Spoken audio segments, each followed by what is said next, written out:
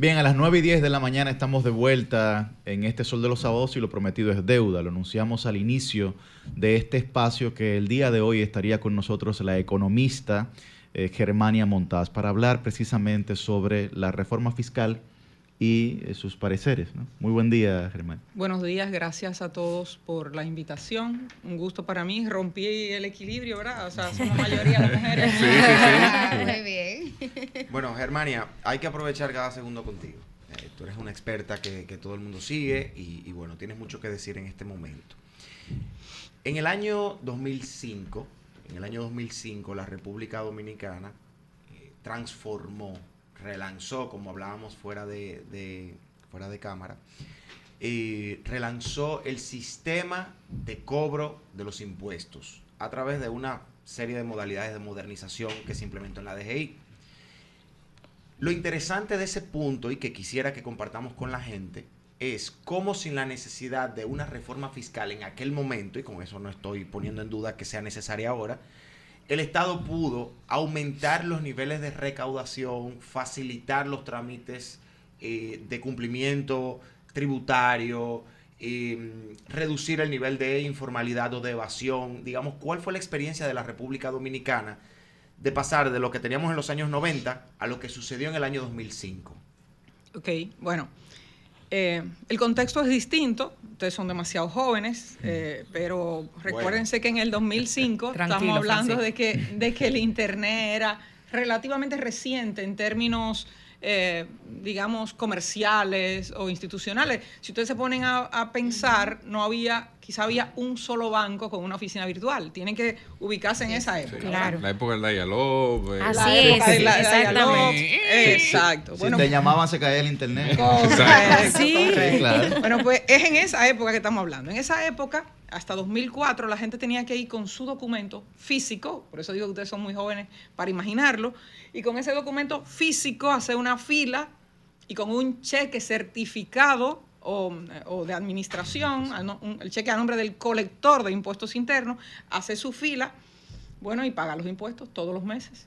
Las retenciones, el ITEVI, el anticipo, todo a mano. Bueno, pues es en el 2005 que surge la primera oficina virtual del sector público y una de las primeras a nivel nacional. Y para muchos eso era insólito porque se estaba dejando en manos del contribuyente voluntariamente acceder a una oficina virtual e ingresar, y no pasó nada, no fue súper bien. Se dejó que los bancos fueran quienes realizaran la labor de cobro, creando una arquitectura en que tú pudieras entrar a las plataformas de los bancos y pagar, ¿verdad? Todo eso son innovaciones tecnológicas que de alguna manera facilitan el cumplimiento. Se establecieron los famosos comprobantes fiscales, que no existían hasta la fecha. Es en ese 2000, es en ese periodo donde se implementa una forma de facturar distinta, y sobre esos comprobantes fiscales se monta todo un esquema de remisión de información que permiten las famosas detecciones de inconsistencias. Claro, los cruces y los de famosos terceros. cruces.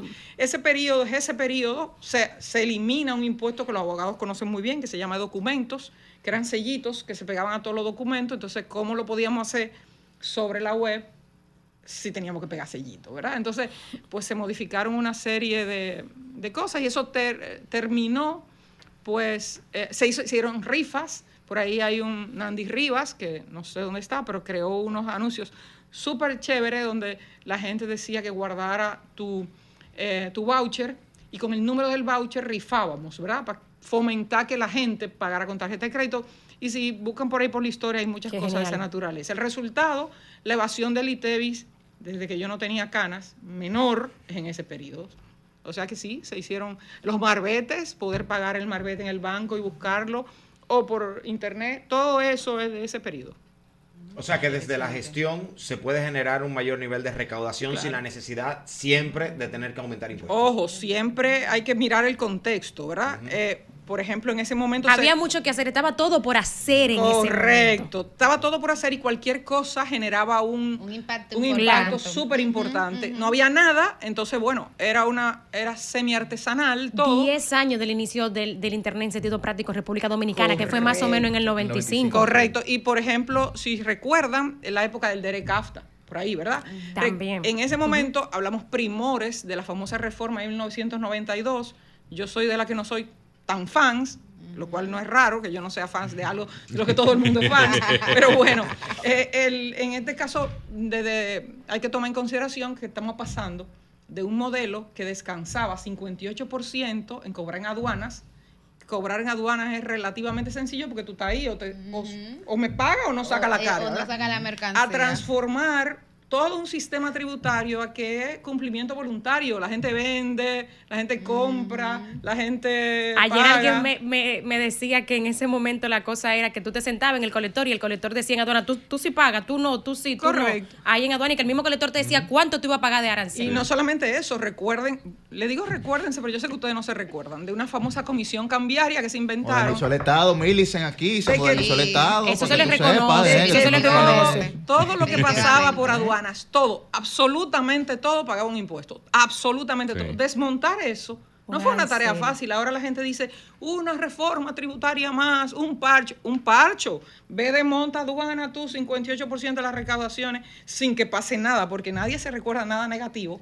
Salvo que todo el mundo está harto de los comprobantes fiscales. Pero salvo eso, nadie se recuerda de nada negativo. Germania, el CONEP recientemente dio unas informaciones a partir de un estudio de que actualmente de cada peso que debería recaudarse solo se recaudan 34 centavos. ¿Qué debe de hacer el país para mejorar su eficiencia recaudatoria? ¿Es esta reforma la solución? Bueno, por parte, no hay nada que se pueda hacer, absolutamente nada que sea como emitir un decreto. Entonces ya supone, porque la gente cree, un decreto, yo soy muy guapo, cero evasión, eso no existe. Si fuera así, pues no hubiera evasión, ¿verdad? La evasión es un trabajo consistente, sistemático, complejo, multifactorial, que la administración tributaria debe realizar por un periodo de tiempo importante, ¿verdad? Para que consistentemente se ejecuten acciones en que la gente se sienta no solo perseguido, no solo sancionable, sino que un tercero tiene informaciones que me obligan a ser más transparente. Me explico. Si yo te vendo este celular y a ti no te importa, tú no tienes ningún incentivo para que ese celular sea una transacción transparente, ¿verdad? Que tú la documentes y yo la documente, pues ninguno de los dos la documentamos. Entonces ahí no vale fuerza y guapesa ni nada de eso. Lo que realmente genera que se reduzca la evasión son ese tipo de medidas. Hay muchísimas. Los comprobantes fiscales fueron solo una en ese momento y una cantidad de retenciones que se implementaron. Pero lo importante es que para ti sea valga la redundancia, sea importante registrar la operación y para mí también. Claro. Si los dos tenemos ese incentivo y la administración crea la arquitectura tecnológica y las normativas para que tu información y la mía viajen, habrá incentivo para declarar más cerca de la realidad. En la medida en que yo hago las cosas más complejas y no incentivo ese tipo de formalización, pues se informalizan las operaciones, se ejecutan más operaciones fuera de libros, más ilegal, y yo personalmente entiendo que, o mejor dicho, la administración entendería que va a recaudar más, pero se sale del carril más operaciones. Entonces, ¿cómo hacerlo? No hay una receta, pero sí, lo que sí es seguro que tienen que ser medidas consistentes, muy planificadas, multifactoriales, que no solo incluyen cambios de ley, incluye tecnología, Claro. capacidades, integración de otros sectores. Mucha gente dice, la evasión es de ese tamaño, pero no es el Estado que evade, ¿eh? Hay que tomar en cuenta Claro. que el Estado podría ser acusado de ineficiente para controlar la evasión, pero no es el que evade. Entonces, está muy bien, pero tampoco... Posiblemente tente sus Claro, hay que afiliados. señalar no, pero hay que señalar a los responsables, ¿verdad? Que lo tenemos que por muy eso buena digo, gente, a los posiblemente generadores de tente sus empleo. afiliados, precisamente, una buena parte. de todos lados, porque hay informalidad, Sí. hay ilegalidad, hay contrabando, hay evasión pura Elusión. y simple, hay elusión. Entonces, todas esas cosas se tratan. ¿Cómo hacerlo? Un trabajo muy duro y muy consistente a largo plazo que no hemos tenido, que hemos ido interrumpiendo, ¿verdad? Se tiene una línea y alguien decide que esa no era la línea, que eso estaba muy mal, que era por aquí. y otra gente llega y dice, no, esa no era la línea, es esta Ay, por acá. sí. Y es Una de las inconsistencia. mayores Cambio de tragedias librito. del Estado. Y si tú le agregas las recurrentes amnistías, en este periodo, en estos últimos 4 años, llevamos 3. ¿Qué quiere decir? Que tú le dices a la gente, dice, yo espero una amnistía. Bueno, tú esperas un perdón. No quiere decir que todas las amnistías sean malas, por eso yo siempre me refiero a la coyuntura, hay que mirar la coyuntura. Pero 3 parece mucho, ¿verdad? Y muy probablemente venga otro después de la reforma, ¿no? No sé, no, Ministro no me dijeron- parece. dijeron No, hay que no. mucha No me gente que parece. se Dijeron que no. El queda. director ¿no? de Impuesto Interno de la DGI dijo que no, que Y- que e no igual- está Parece que previsto. no. E igual parece el que no. ministro de Hacienda dijo que no. Voy yo, Yuri. Sí, está Ok. bien. Bueno, quiero comenzar reconociendo la presencia de Germania Montaz, una excelente Gracias. economista y técnica aquí en el programa. Qué bueno que en las últimas semanas hemos tenido 2 grandes mujeres economistas, analistas, Para que talentosas vea, por demás. Sí, estoy bastante contenta Defendamos, con la bien. producción y la coordinación. Ah, Jennifer Peguero haciendo un su trabajo trabajo. bien, Bien, Wow. que un sábado hasta Wow. ahora, bastante complejo, pero bueno. Germania, esta semana inicia una discusión en relación a posibilidades de cambio en la reforma fiscal. Estoy siendo optimista y lo digo porque hay vistas públicas convocadas. En lo que respecta a la clase media, a quien le dediqué mi comentario central del día de hoy, ¿qué medidas pudieran revisarse para minorar el impacto que esta reforma va a tener en la clase media sin menoscabar de manera directa pues la necesidad que tiene el Estado de recaudar y de cumplir su plan? Sí, correcto.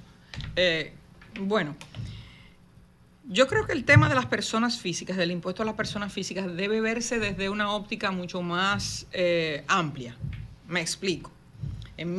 Hasta 1992 existía una ley 5911 de impuestos sobre la renta. El que declaraba en ese momento pues podía deducir una cantidad de aspectos que se entendían que impactaban la generación de la renta, ¿verdad? Porque el concepto es, yo genero una utilidad, pero ¿qué yo invierto para generar esa utilidad grabada? Ese es como que el concepto general, ¿verdad? ¿Cuál es mi capacidad para pagar a partir de la renta que yo genero? Y tú tienes, por ejemplo, que si fuera una empresa, genera ingresos, genera utilidad, y bueno, y también tiene una cantidad de deducciones que se les reconocen para generar esa renta. A partir del 92 se dijo, no, simplicidad ante todo. No importa, por ahora no estamos pendientes a la equidad. Por ahora lo que estamos pendientes es a que la gente pague impuestos. Y con una administración súper rudimentaria, en esa época se hacía toda maquinilla, bueno, pues tú tienes que buscar una solución. ¿Cuál es la solución?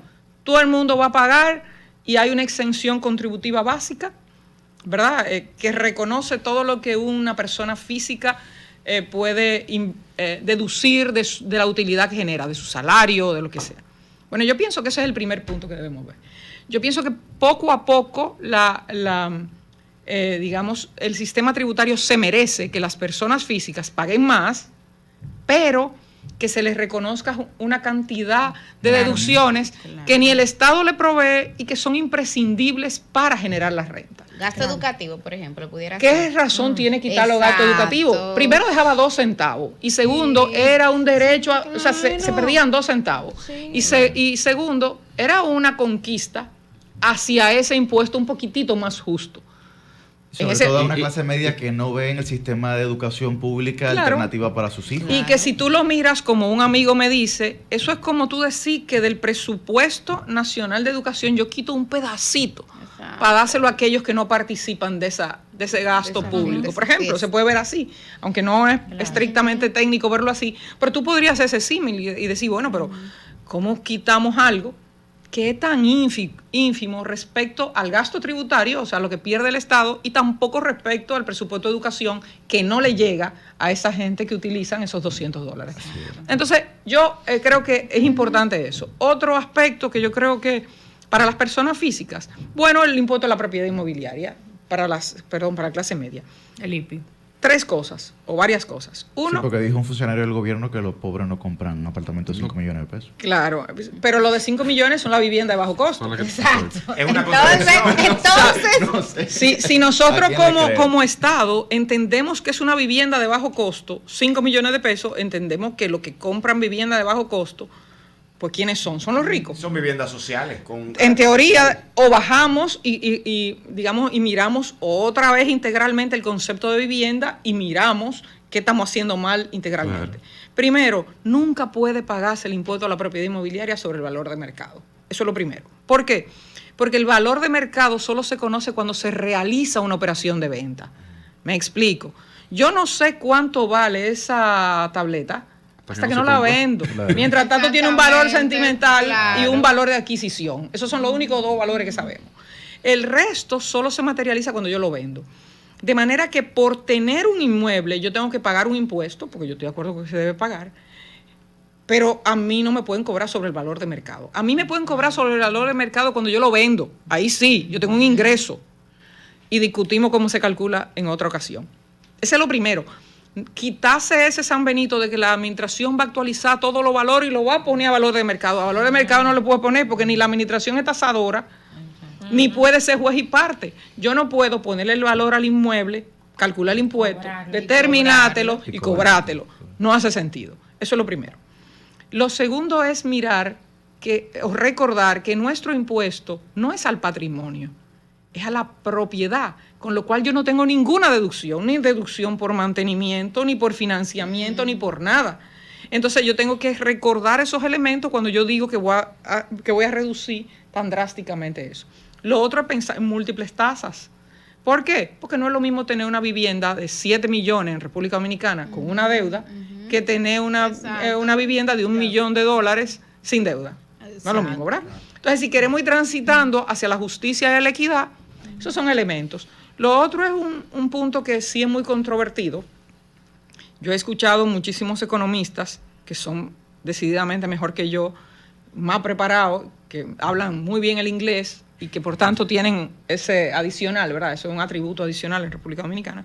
Y entonces esos economistas suelen descartar todo aquel que no entiende que lo correcto es que el ITEVI se generalice y que el Estado retribuya a los más pobres porque como, digamos, el salami lo consume un rico y un pobre, al pobre yo le doy una dádiva para subsanar ese problema, al rico lo grabo y el del medio se fuñó. Ese es el concepto. Claro. El concepto es, la idea es que el ITEVI es un impuesto para recaudar. Estamos de acuerdo. Pero para recaudar con algún nivel de sensatez, ¿verdad? Por favor. Entonces, si yo voy a recaudar, que sea lo más simple posible, de acuerdo también. Pero para algo sirve la tecnología. Desde el año que se creó en el 83, alguna capacidad mínima debe tener el Estado para cobrarle bien a un negocio manteniendo una canasta básica que de verdad sea una canasta básica, no 7 productos. Sigo con ese tipo de cosas. Claro, el ITEVI tiene que ser simple y general, de acuerdo, pero no es en Suiza que vivimos. Cuando tú dices que tú vas a grabar unos vegetales, ¿verdad?, que son sin transformar, o tú vas a grabar todo lo que no es transformado, tú dijiste de plano que tú estás grabando los mangos y que no lo va a cobrar nadie, la batata, y tú estás diciendo que el carnicero del barrio va a pagar el ITEVI, lo cual es falso. Entonces tú lo que estás generando que se note más la brecha entre la formalidad y la informalidad. Claro. El salón de belleza posiblemente, que está en un sitio bien, va a pagar. Y el otro no va a pagar. Entonces tú vas a tener que mucha gente va a decir, no, yo voy a ir el sábado al salón de mi barrio. Sí. Y no al salón que me quedaba cerca del trabajo, porque el que me quedaba cerca del trabajo paga ITEVI y el otro no. Con un agravante partiendo de tu ejemplo. Si el carnicero del barrio es manifiestamente del partido contrario al mío, le puedo mandar la DGI. Le puedo mandar la DGI atrás. Porque es un líder del barrio y está incumpliendo con el pago del ITEVI. Devuélvete. Parece una simpleza. Recorcho. Germania, que ha tenido la experiencia, sabe que aquí en este país se ha usado la DGI para perseguir a personas. Yo no he tenido la experiencia, porque por lo menos yo nunca lo he hecho. No. Que has tenido la experiencia trabajando en la administración tributaria y que conoces el sector, sabes que hay ocasiones en los que en la República Dominicana la DGI ha servido para presionar. Entonces hay que evitar eso también. Bueno, yo hice una anécdota en un programa que me invitaron, que es una anécdota que he usado para otras cosas. Y es que cuando una máquina funciona, ¿verdad?, está funcionando, suena muchísimo, le suena la pieza, hay cosas que están como que desniveladas. y tú dices, yo la voy a arreglar, y que agarra un destornillador y comienza a apretarle cosas. ¿Se para la máquina? Era esos tornillos fuera de sitio lo que generaban el equilibrio. Entonces hay que tener cuidado. Por eso hay que mirar como el todo, ¿verdad? Y no concentrarse y te vi un impuesto simple. Los pobres les damos un subsidio y ya. Los ricos que paguen su salami con impuestos porque ellos pueden. Y los del medio que comiencen a comprar en el sector informal o que se vuelvan pobres para que le demos el subsidio o que vayan a INEPRE. Yeah. Ese es un concepto simple de la vida. Un concepto súper bueno para verlo desde la administración tributaria.